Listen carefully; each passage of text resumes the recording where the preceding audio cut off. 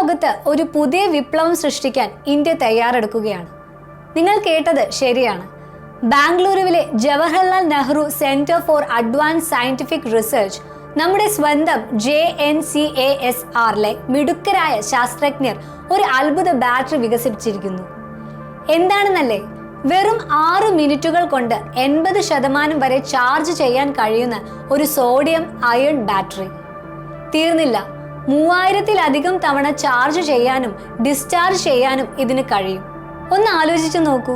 നിലവിൽ നമ്മൾ കണ്ടുകൊണ്ടിരിക്കുന്ന ലിഥിയം അയൺ ബാറ്ററികൾക്ക് ഒരു ശക്തമായ ഇന്ത്യൻ ബദൽ.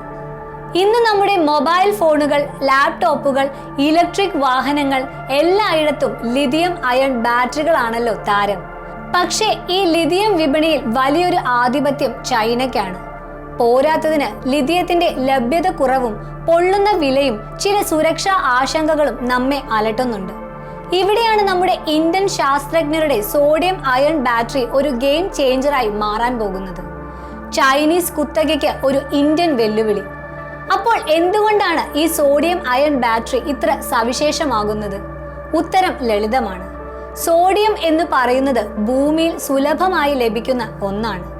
നമ്മുടെ കറിയുപ്പിൽ പോലും സോഡിയം ഉണ്ടല്ലോ. അപ്പോൾ പിന്നെ ലിഥിയം, കോബാൾട്ട് പോലുള്ള അപൂർവം വില കൂടിയതുമായ ലോഹങ്ങളെ തേടി നമ്മൾ പോകേണ്ട കാര്യമുണ്ടോ? ഇല്ല. ഇത് ബാറ്ററിയുടെ നിർമ്മാണ ചെലവ് ഗണ്യമായി കുറയ്ക്കും. അതുപോലെ പരിസ്ഥിതിക്കും ദോഷം കുറവാണ്.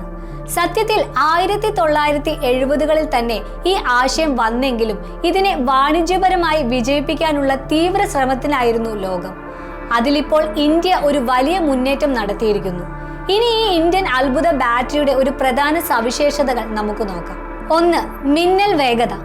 വെറും 6 മിനിറ്റിൽ 80% ചാർജ്. ഇലക്ട്രിക് വണ്ടികൾക്കും ഗാഡ്ജറ്റുകൾക്കും ഇതൊരു അനുഗ്രഹമാണ്. 2. ദീർഘായുസ്. 3000-ലധികം ചാർജിംഗ് സൈക്കിളുകൾ, അതായത് കൂടുതൽ കാലം നിലനിൽക്കും. 3. സുരക്ഷയുടെ കാര്യത്തിൽ ഒന്നാമൻ. ലിഥിയം ബാറ്ററിയേക്കാൾ കൂടുതൽ സുരക്ഷിതത്വം നൽകുന്നു. 4. പോക്കറ്റ് കാലിയാകില്ല. സോഡിയം സുലഭമായതുകൊണ്ട് നിർമ്മാണ ചെലവ് വളരെ കുറവായിരിക്കും. ഈ കണ്ടുപിടുത്തം നമ്മുടെ ഇലക്ട്രിക് വാഹന വിപണിയിലും ഊർജം സംഭരിക്കുന്നതിലുമൊക്കെ ഒരു വിപ്ലവം തന്നെ സൃഷ്ടിക്കാൻ കെൽപ്പുള്ളതാണ്. നമ്മുടെ മൊബൈൽ ഫോൺ ചാർജ് തീർന്ന് ടെൻഷൻ അടിക്കുന്ന കാലമൊക്കെ ഒരു പക്ഷേ അവസാനിക്കാൻ പോകുന്നു. പക്ഷേ ഒരു കാര്യം നമ്മൾ ഓർക്കണം, ഈ ബാറ്ററി ഇപ്പോഴും ഗവേഷണത്തിന്റെ അവസാന ഘട്ടങ്ങളിലാണ്. വിപണിയിൽ എല്ലാവർക്കും ലഭ്യമാകാൻ ഇനിയും പരീക്ഷണങ്ങളും മെച്ചപ്പെടുത്തലുകളും വേണ്ടിവരും. എങ്കിലും ഇതൊരു ശുഭ സൂചനയാണ്.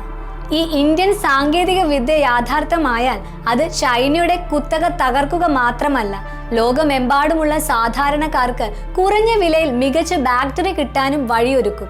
അപ്പോൾ ഇന്ത്യൻ ശാസ്ത്ര ലോകത്തിന്റെ ഈ അഭിമാനകരമായ നേട്ടത്തെക്കുറിച്ച് നിങ്ങൾ എന്താണ് ചിന്തിക്കുന്നത്? ഇത് വെറും ഒരു ബാറ്ററി കണ്ടുപിടുത്തമല്ല, മറിച്ച് മേക്ക് ഇൻ ഇന്ത്യയുടെയും നമ്മുടെ ശാസ്ത്രജ്ഞരുടെ കഠിനാധ്വാനത്തിന്റെയും വിജയമാണ്. വരും നാളുകളിൽ ഊർജ സാങ്കേതിക വിദ്യയിൽ ഇന്ത്യ ലോകത്തിന് വഴി കാട്ടുമെന്നതിൽ സംശയമില്ല. ഈ വിവരങ്ങൾ നിങ്ങൾക്ക് ഇഷ്ടമായെങ്കിൽ തീർച്ചയായും ഈ വീഡിയോ ലൈക്ക് ചെയ്യുക, നിങ്ങളുടെ സുഹൃത്തുക്കൾക്ക് ഷെയർ ചെയ്യുക.